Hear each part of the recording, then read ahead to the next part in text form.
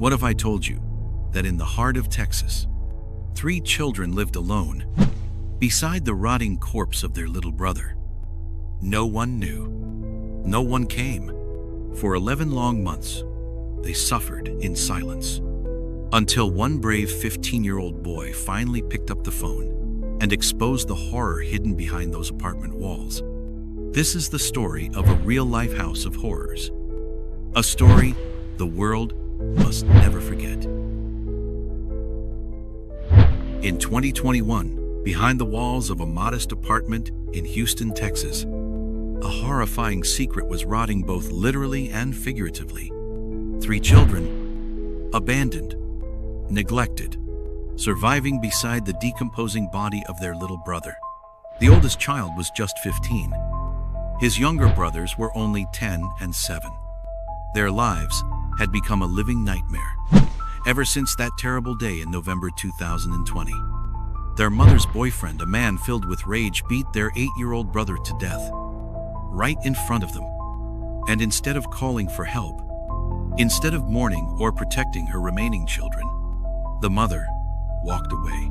She and the boyfriend moved out, leaving the 3 children behind, alone in an apartment with no electricity, no clean water, and the lifeless body of their sibling still in the next room.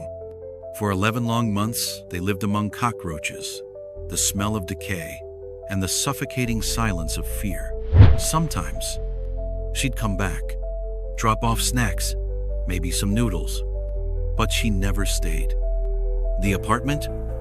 Infested with bugs, dark, rotting with the stench of death.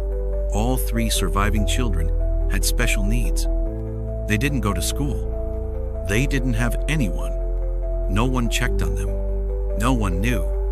Until one day in October 2021, the oldest, now a teenager, skin and bones, exhausted but brave, made a call that would finally end their suffering. He told the Houston Police Department everything. "My brother's been dead for almost a year. We've been living here, alone."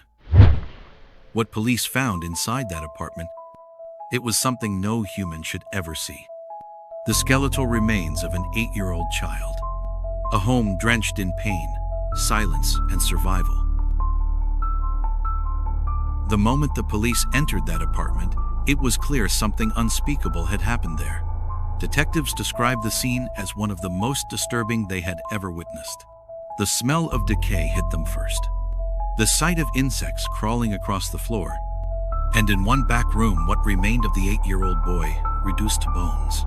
Within hours, the investigation turned to the mother and her boyfriend, 35-year-old Gloria Williams and 31-year-old Coulter. Authorities tracked them down at a nearby apartment where they had been living comfortably, while the children they abandoned starved just miles away.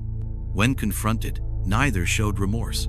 Coulter was arrested on the spot for murder, while Williams was charged with injury to a child by omission, tampering with evidence, and failing to provide medical care or report the death. In court, prosecutors revealed chilling details. Coulter beat the 8-year-old boy to death in a fit of rage, punching him in the face, torso, and back until his body stopped moving. And Williams, instead of protecting her children, chose to cover up the crime and walk away. Both are now behind bars, awaiting justice. These children were failed by every system meant to protect them. But even in the darkest corner of this nightmare, one child found the courage to speak. How many others are still suffering in silence? If you see something, if you suspect a child is being abused or neglected, say something, do something, because silence can kill. Share this story. Let their voices be heard. And may we never turn a blind eye again.